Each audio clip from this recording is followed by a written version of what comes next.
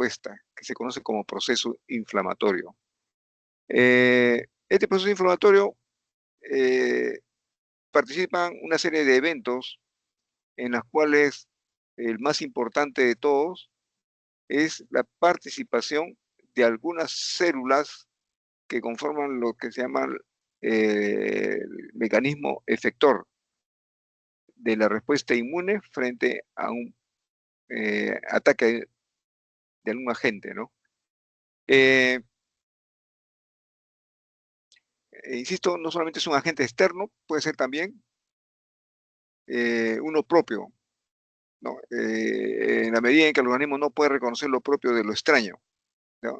La artritis reumatoidea es un ejemplo de una enfermedad de tipo autoinmune, observen cómo atacan los tejidos, ¿no?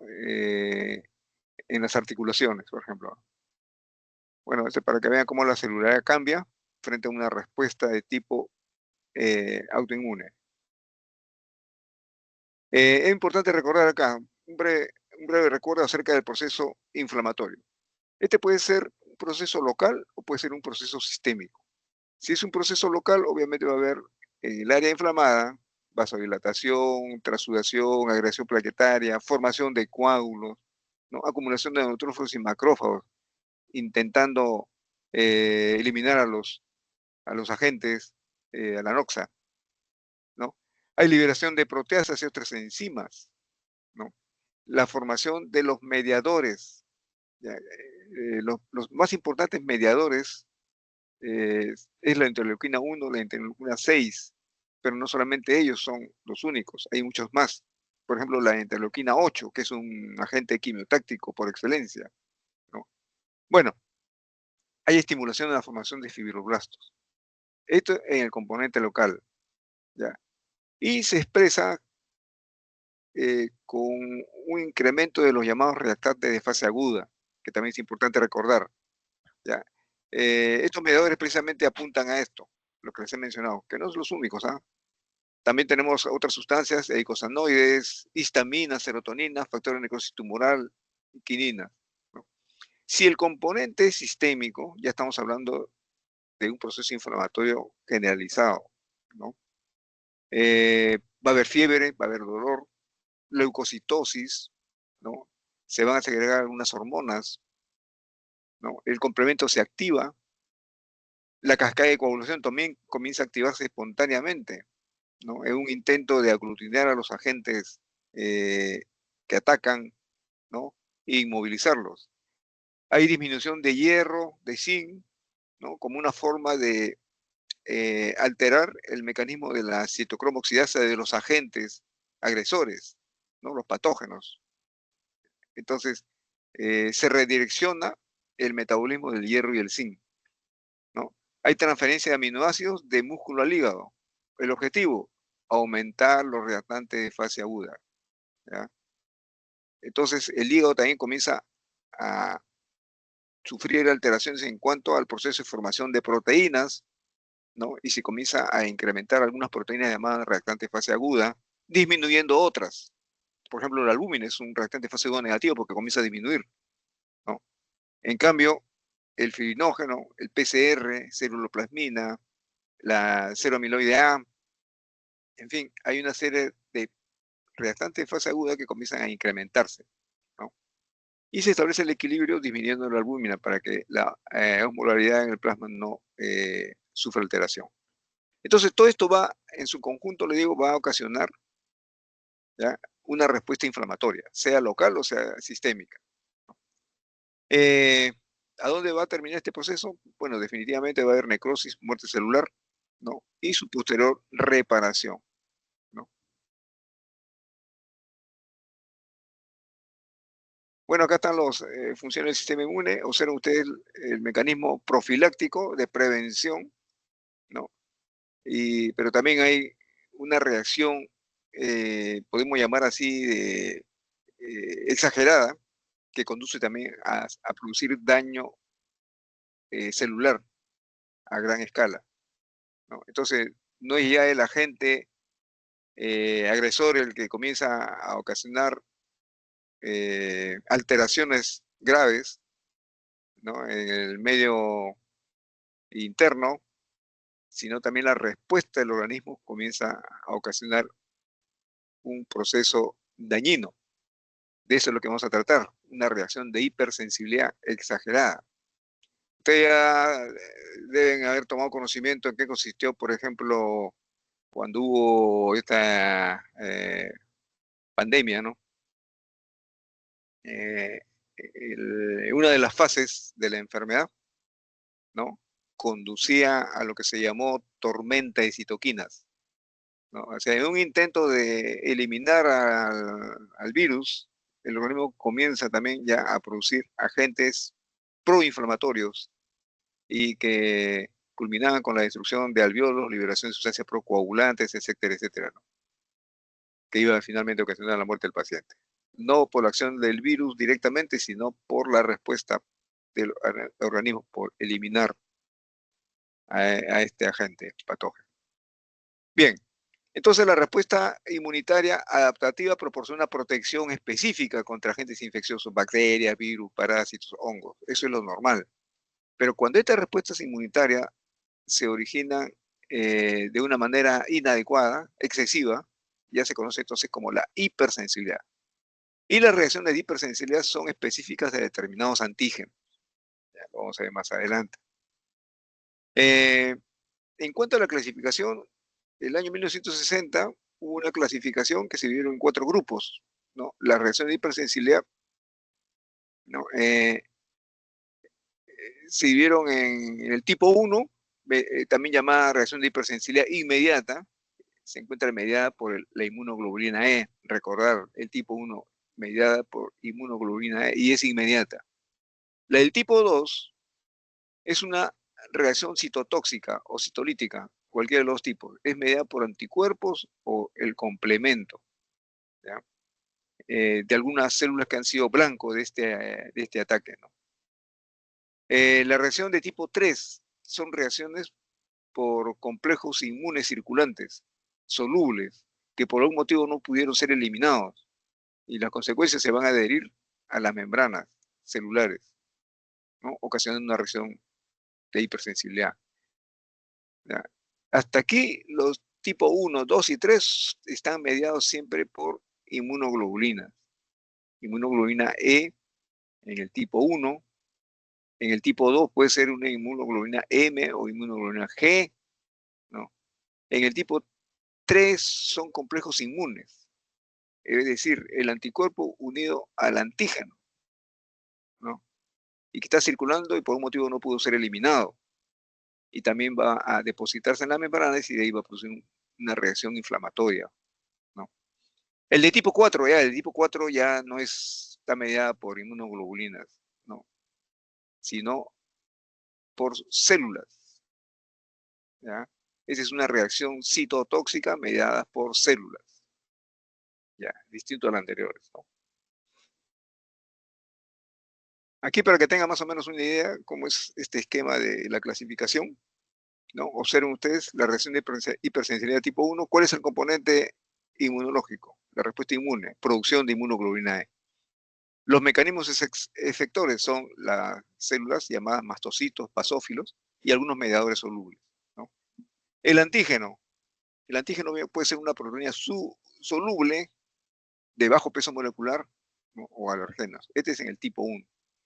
En el tipo 2, ¿cuál es el componente inmunológico, el que va a mediar en este proceso? Miren, o sea, en el tipo 2 estamos hablando de inmunoglobulina G o inmunoglobulina M, ¿no? Los mediadores, complemento, linfocitos T citotóxicos. ¿Ya? El antígeno que lo va a ocasionar son antígenos dirigidos con determinadas porciones de tejidos, ¿no? o de superficies celulares. Ese es el antígeno por el cual se forman las inmunoglobulinas y que van a ocasionar esta respuesta de hipersensibilidad. El ejemplo típico es un glóbulo rojo de un recién nacido, ¿no? Que tiene un antígeno que la madre no tiene, ¿no? Y cuando hay esa hemorragia feto-materna, glóbulo rojo del recién nacido, que tienen el antígeno, repito, heredado por el padre, ¿no? Pasa a la circulación materna. ¿Y qué pasa con la circulación materna? su sistema inmunológico lo detecta como una proteína extraña a ese antígeno que tiene el glóbulo rojo, ¿no?, del niño, y comienza a producir anticuerpos. Obviamente la mamá comienza a producir anticuerpos contra ese glóbulo rojo extraño, ¿no? Ese anticuerpo que se ha formado atraviesa la placenta, ¿no? Entonces ahí es donde comienza a producirse ya la hemólisis del, no solamente del recién nacido, ¿no?, sino incluso en estado fetal, ¿no? Es un proceso perinatal, la reacción hemolítica que se produce en estos casos. Este es el tipo 2. El tipo 3 son inmunocomplejos circulantes, ¿ya?, que por un motivo no han podido ser eliminados. Ese es el componente inmunológico. El mecanismo efector es la actividad del complemento, el proceso de reclutamiento de células inflamatorias alrededor de estos inmunocomplejos circulantes que se han depositado en las membranas basales, sobre todo de los tejidos, ¿no? Y ahí se genera una proliferación de células que van a tratar de eliminar estos inmunocomplejos circulantes. Obviamente que es un proceso inflamatorio el que se va generando. Entonces, el antígeno aquí, ¿cuáles son? Polisacáridos, bacterias, proteínas. El de tipo 4, bueno, ya había dicho que es una respuesta celular, entonces estamos hablando de linfocitos T específicos, que son las células efectoras como componente inmunológico. Y los mecanismos efectores, tenemos pues a los macrófagos activados, ¿no?, el proceso inflamatorio dentro de los tejidos, ¿no? El antígeno que va a ocasionar este proceso, antígenos microbianos. Son sustancias químicas también, sensibilizantes contra antígenos propios. Entonces, este es en líneas generales el, el proceso inflamatorio y su proceso patológico de exageración, llamada respuesta de hipersensibilidad. Ahora veamos más de cerca de la reacción de hipersensibilidad inmediata o de tipo 1. Miren, aquí ya habíamos hablado, la célula cebada es un mediador, ¿no?, celular, ¿no?, que por algún motivo se han adherido las inmunoglobulina E, que fueron producidas por las células plasmocitoides, ¿no?, y por su fracción cristalina encontraron un receptor en la célula cebada y se adhirieron, ¿no? Hasta ahí llegó la fase de sensibilización. Si el proceso se vuelve a producir, ¿no?, ya encuentra a las inmunoglobulina E adheridas a las células cebadas. Y cuando el antígeno se adhiere a los anticuerpos, ya no en la porción cristalina que está adherida a los receptores de las células cebadas, sino por el otro extremo de la inmunoglobulina, la porción FAP. Si se llega a adherir ahí, va a ocasionar una respuesta bioquímica en la célula cebada. Algo así como que las inmunoglobulinas van a transmitir un mensaje a la célula cebada. ¿Para qué? Para que liberen aminas vasoactivas. Son grándulos que tiene la célula cebada, ¿no? ¿Y cómo se traduce esto clínicamente? Proceso de tipo de anafilaxia, broncoespasmo, edema, ¿no? Entonces, la reacción de hipersensibilidad inmediata, o también llamada de tipo 1, se caracteriza por la producción de anticuerpos de inmunoglobulina E frente a proteínas que están presentes en el medio ambiente, polen, epitelio de animales, ácaros del polvo doméstico, en fin, una serie de elementos que van a producir esta respuesta de hipersensibilidad. Y se puede manifestar en varias vías, ¿ah? Las más conocidas tenemos la vía respiratoria y la vía digestiva, ¿no? Y pueden variar estos tipos de alergias, ¿no? Hay las que son atípicas hasta del tipo de reacciones anafilácticas, ¿no? Las más peligrosas son las reacciones anafilácticas. Bien, acá es importante recordar algunos aspectos de la sustancia alérgica, que es la que nos va a ocasionar el problema de reacción de hipersensibilidad tipo 1. Por ejemplo, tenemos el alergeno. Es un antígeno que va a dar lugar a una reacción de hipersensibilidad tipo 1.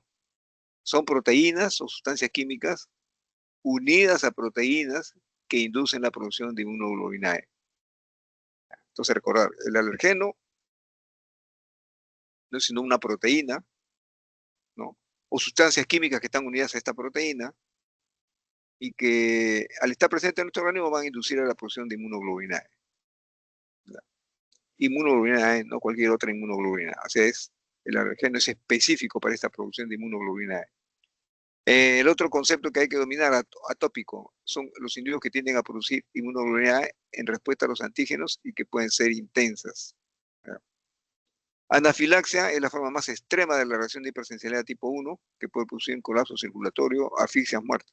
¿No? Ya hemos visto que el edema que se puede producir, por ejemplo, en la glotis, es lo que va a impedir el pasaje del aire del medio ambiente, pues te puede morir en asfixia. Pero aparte de eso, también los alergenos son una amplia gama, una variedad, ¿no? Como el polen de las plantas, de esporas de mohos, sobre todo en invierno, ¿no? En determinadas estaciones puede producir estos fenómenos. El polvo de caza, la secreta de ácaros, pelo, caspa de animales, plumas, alimentos como la leche, trigo, huevos, pescado, chocolate, también pueden oficiar como alergenos capaces de producir una reacción de este tipo. Antisueros de animales y hormonas, el veneno de insectos como abejas y avispas, algunas otras drogas, químicos, como antibióticos, antisépticos, anestésicos y vitaminas. Bien, ¿qué factores van a intervenir en la regulación de la síntesis de esta inmunoglobulina E? En primer lugar, la herencia, ¿no?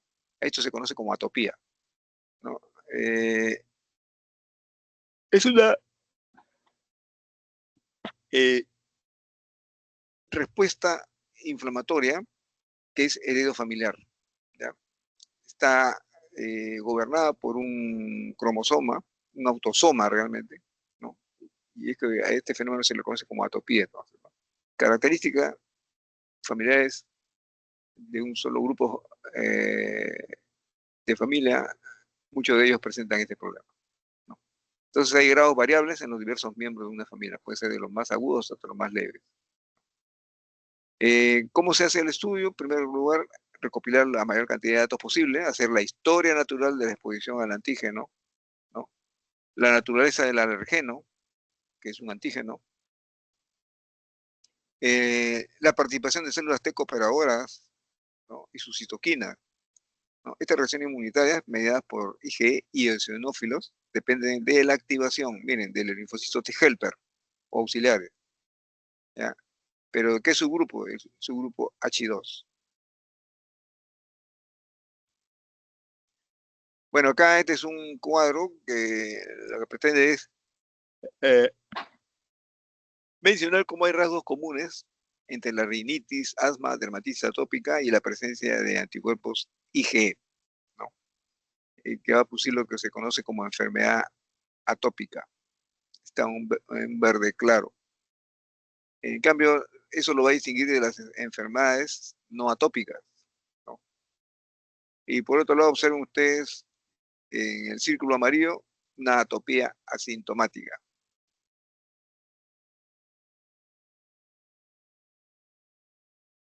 Bueno, este es el mecanismo de la reacción alérgica. Ustedes observen acá.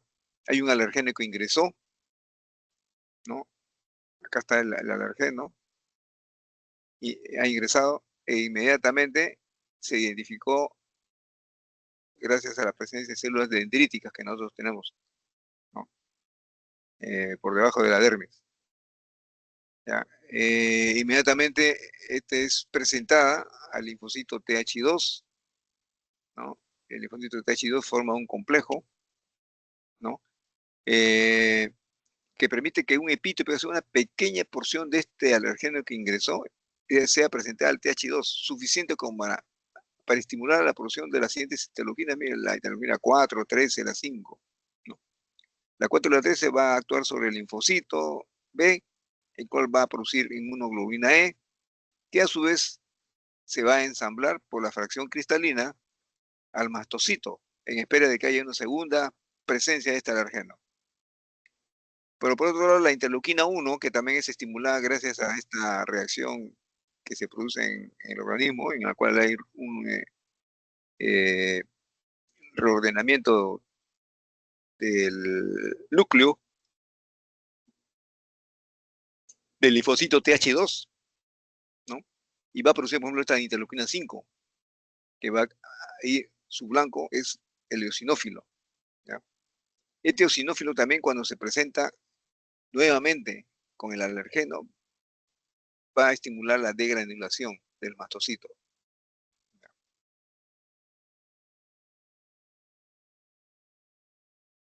Entonces, las fases de la respuesta inmune en una reacción de hipersensibilidad tipo 2.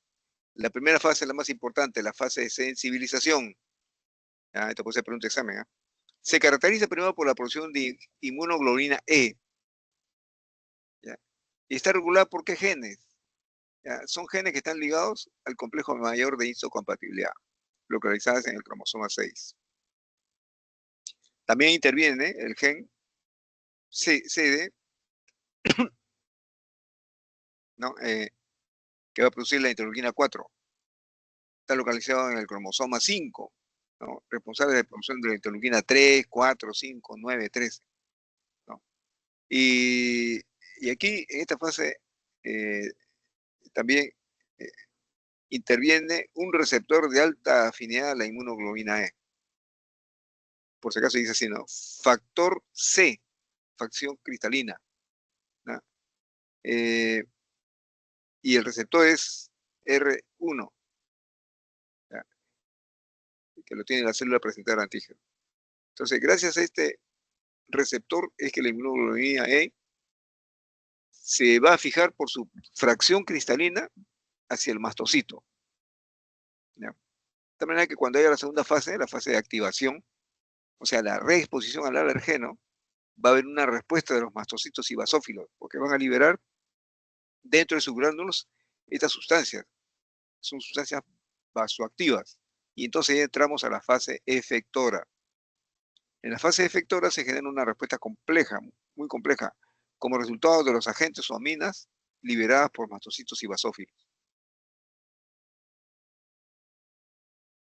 Ya, aquí están, miren, observen ustedes, acá en color verde están los alergenos, que inmediatamente son identificados por las células presentadoras de antígeno, las han fagocitado y empieza el procesamiento. Un epítope va a entrar en contacto por intermedio de esta molécula HLA, el complejo mayor de histocompatibilidad, ¿no? Y va a formar un complejo con la célula T. ¿Ya? Esta célula T, al formar este complejo con el HLA tipo 2, ¿ya? Va a presentar un epítope, va a ser una pequeña porción de esa proteína que lo detectó, ¿no? Y va a estimular al linfocito T. Uno, el linfocito T que va a producir interleuquina que va a estimular a la célula B, que se va a transformar en la célula plasmática y va a producir anticuerpos. ¿Ya? Y la otra es la célula T, eh, que también puede tener participación en el proceso, pero en este caso ya no generando anticuerpos, sino tratando de destruir a la célula que está contaminada con este patógeno. Miren acá este cuadro, aquí se observa que la mayor parte de las inmunoglobulinas producidas como consecuencia del primer estímulo antigénico, o sea, el de la fase de sensibilización, ahora ya se encuentran unidas a los receptores de membrana presentes en los mastocitos. Ya habíamos hablado de la fracción cristalina, se unen, ¿no?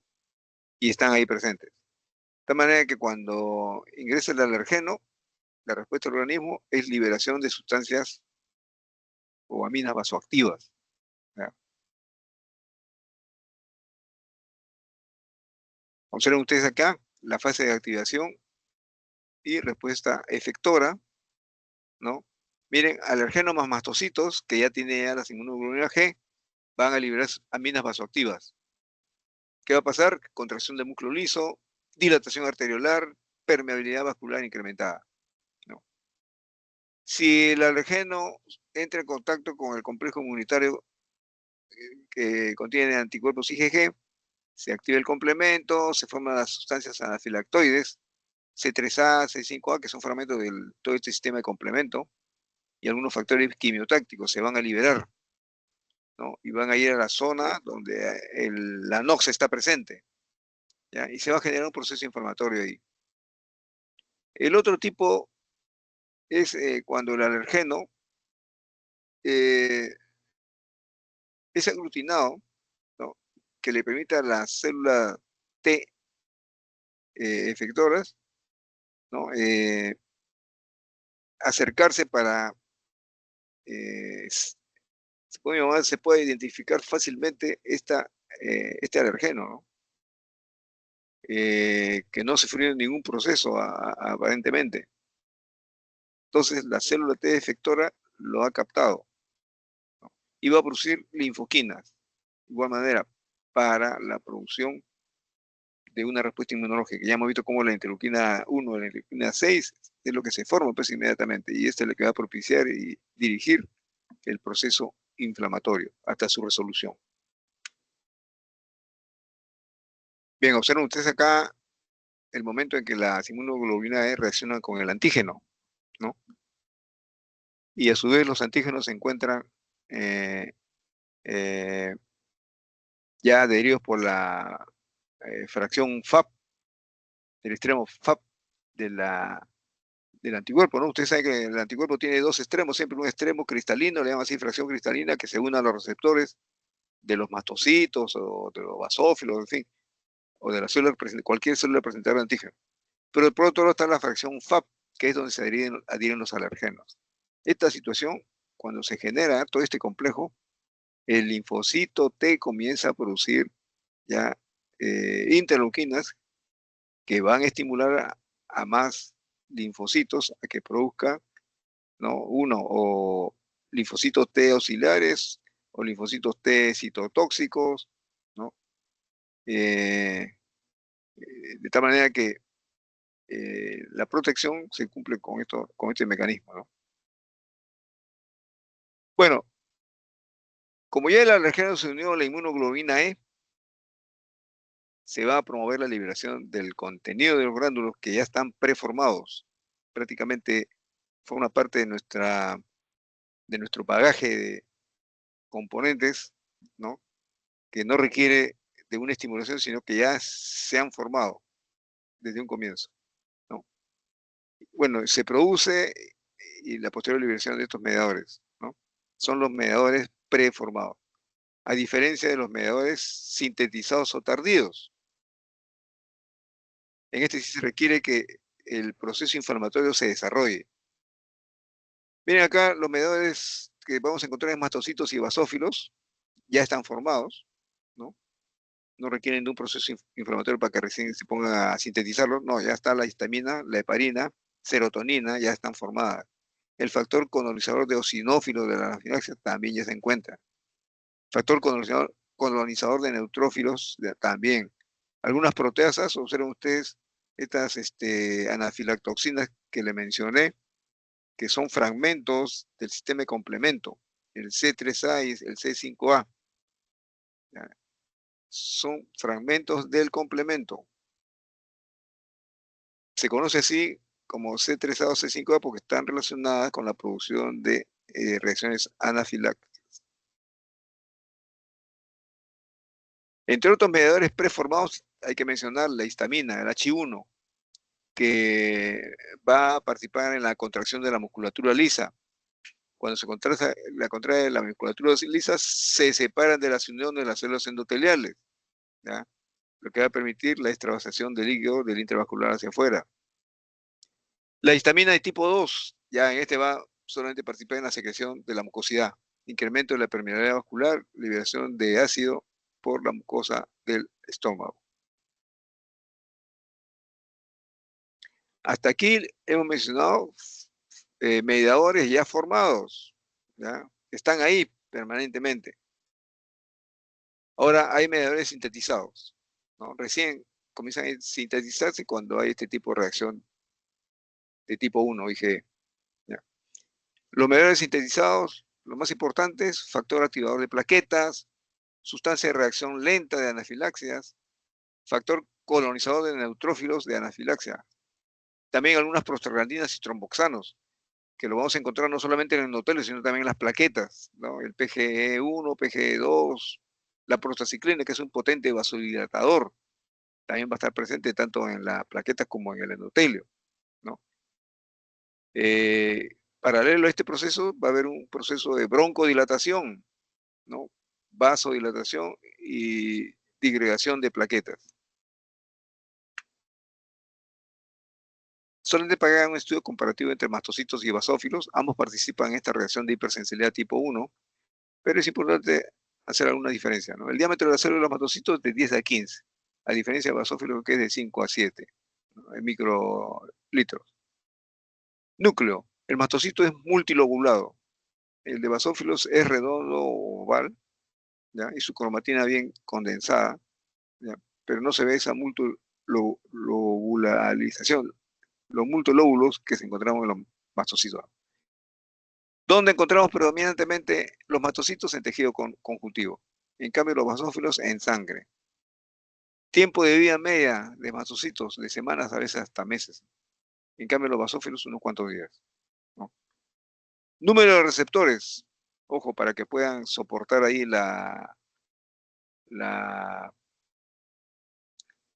los anticuerpos IgE por su fracción cristalina. Los mastocitos tienen de 550.000 hasta 700.000 receptores, ¿no? En cambio, los basófilos con la justa 270.000.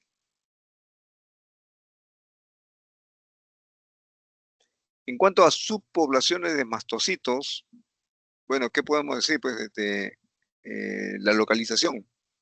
Generalmente están en tejido conjuntivo. Entonces, estos van a reaccionar en la reacción de hipersensibilidad de la piel, ¿no? Los mastocitos, la mucosa, ¿dónde lo encontramos? O sea, en la vía respiratoria, mucosa intestinal, ¿no? Dependiente del linfocito T para el desarrollo de fenotipo en los tejidos. Bueno, los mastocitos no. El mastocito de la mucosa sí, que va a permitir la reacción de la mucosa cuando se va destruyendo progresivamente en los procesos inflamatorios. Contenido de gránulos, ambos los tienen. Lo que pasa es que las proteasas neutras es la que están en el mastocito, ¿no? Y ellos son los que van a reducir esta triplicasa o quimasa o carboxipeptidasa, capsaicina G, ¿no? La van a llevar a hacer células que están en una fase defensiva de la estructura celular, ¿no? Mastocito de mucosa, la proteasa neutra principal es la triptasa. Bueno, ustedes observan acá un mastocito quieto, inactivo, y observen, miren, cuando ya comienza a activarse, ¿no? Comienzan a salir todos las IgE que estaban adheridas a los mastocitos, y como repito nuevamente, comienza el proceso, ¿ya?, de liberación de estas sustancias vasoactivas, y el paciente de repente comienza a sentir, pues, sensación de ahogo, ¿no?, inquietud, etcétera, etcétera.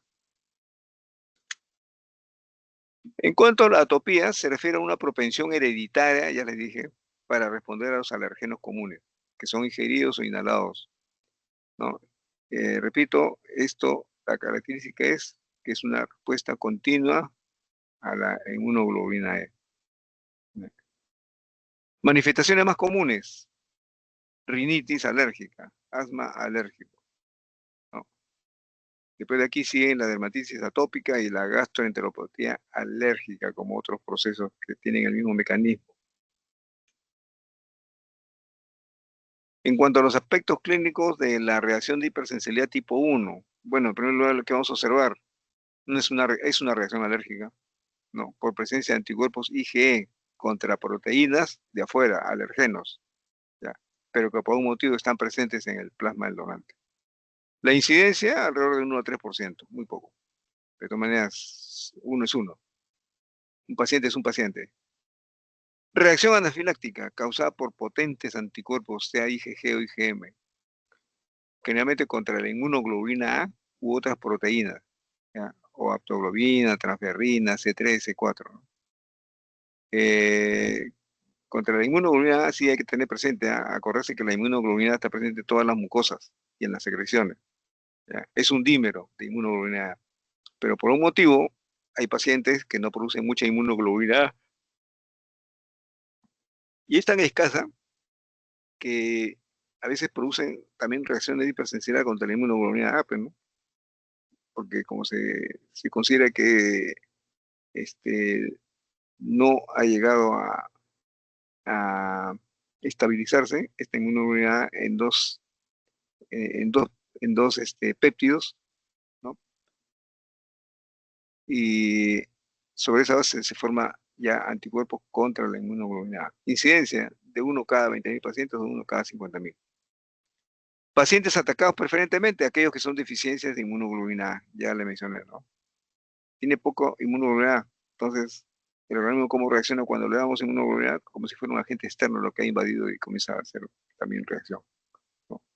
Transfusiones múltiples, pacientes multíparas, esos son los que hacen reacciones de tipo 1. Por eso en algunos hospitales, a las que son multigestas, hasta que no termine un estudio, no se les pone como candidatas a transfusiones, ¿no? Bueno, características clínicas de la anafilaxia aguda, que es lo que hay que tomar en cuenta, porque estos pacientes pueden llevarlas a la asfixia. Cutáneo, pueden ser eritema, prurito de mazo de mis pies, en el abdomen, urticaria y angioedema, el más peligroso de todos.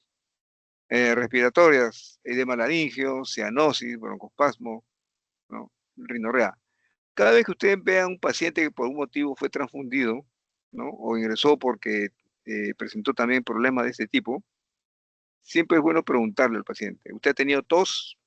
Si me dice, sí lo he tenido, pero recientemente. Antes no, no está resfriado, no. Hay que sospechar de que hay ahí un problema de tipo anafiláctico, ¿ah? Que está atacando la vía respiratoria, ¿no?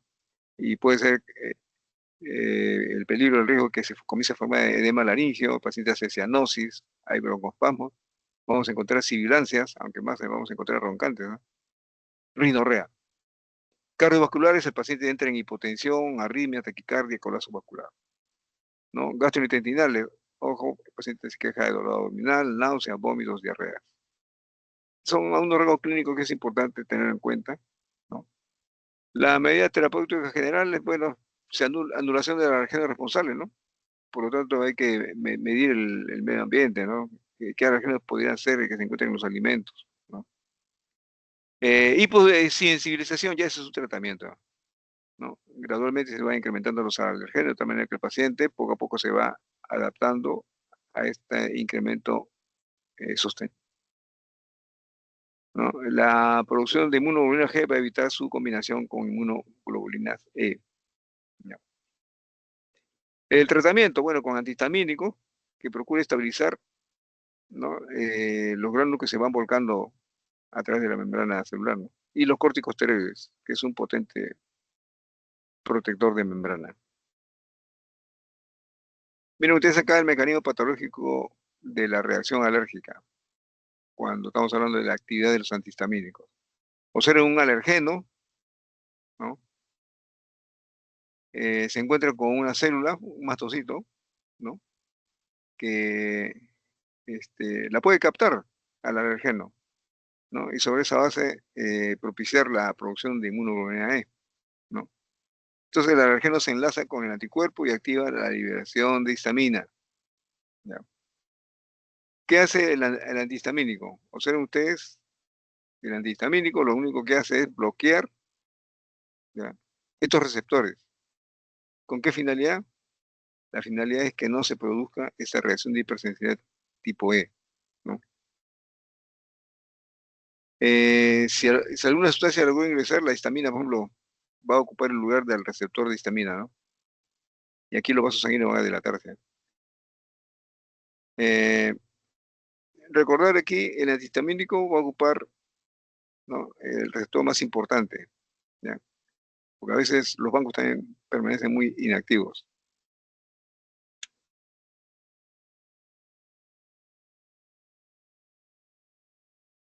Bien, entonces acá considerar que las reacciones de hipersensibilidad son específicas a antígeno. O sea, no significa que a cualquier antígeno le va a producir esta reacción. Lo que sí hay que tomar en cuenta que estas son respuestas inmunes aberrantes, descontroladas, ¿no? Que es posible manejarlo, sí, pero lo importante es que el paciente también colabore, ¿no? Mira, acá le he presentado un caso clínico. Observen ustedes, paciente de 28 años, ingeniero, Ingresa al servicio de emergencia con una herida de bala localizada en el cuello, abdomen y brazo izquierdo. El paciente recibe 2 unidades de glóbulos rojos, ¿no?, durante la cirugía abdominal que se le hizo y la reparación de la laceración del cuello. Hubo un postoperatorio sin complicaciones. A la sexta hora el hematocrito era 21%, ¿no? Eh, se decide transfundir 2 unidades más, dado que el hematocrito está en 21%, muy bajetón. Entonces, al pasar la primera unidad de glóbulo rojo, el paciente se queja de dificultad respiratoria, tremor, palpitaciones, dolor lumbar de tipo pulsátil. Por este motivo se suspende la transfusión y los signos vitales ya no están alterados.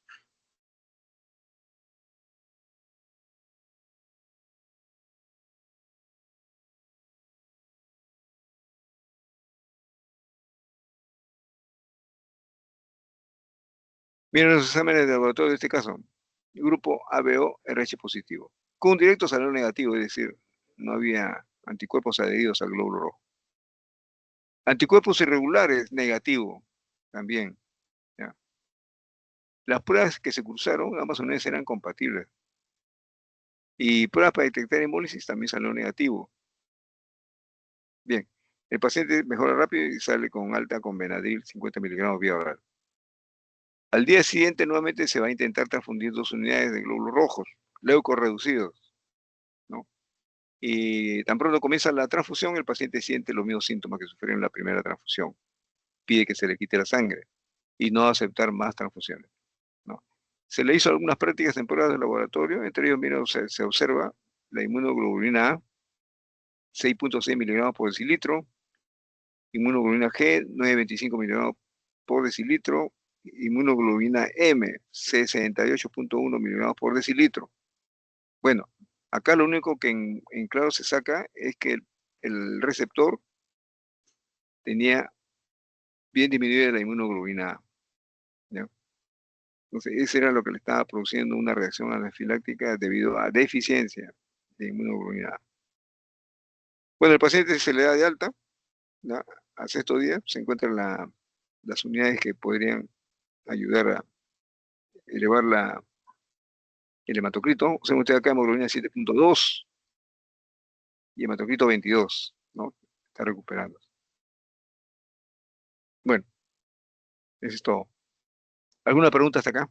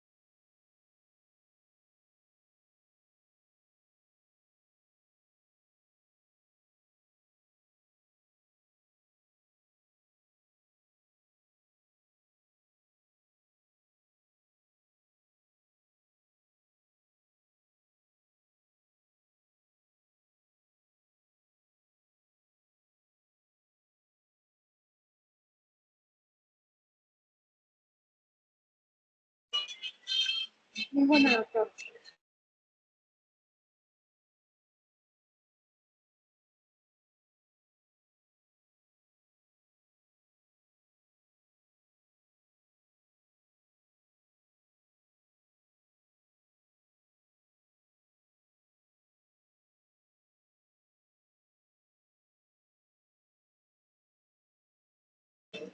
Doctor, buenas tardes. ¿Me puede decirle si me podría mandar su paquete, por favor?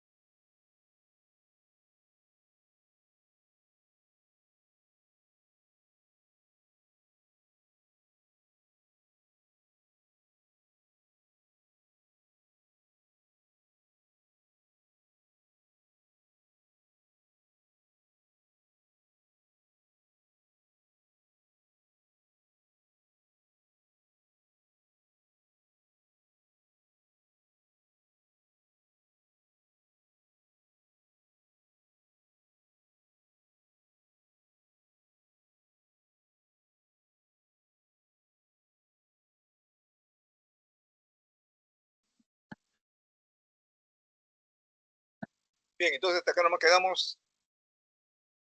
Hasta el próximo lunes. Data, muchísimas gracias. Gracias, doctor. Ya.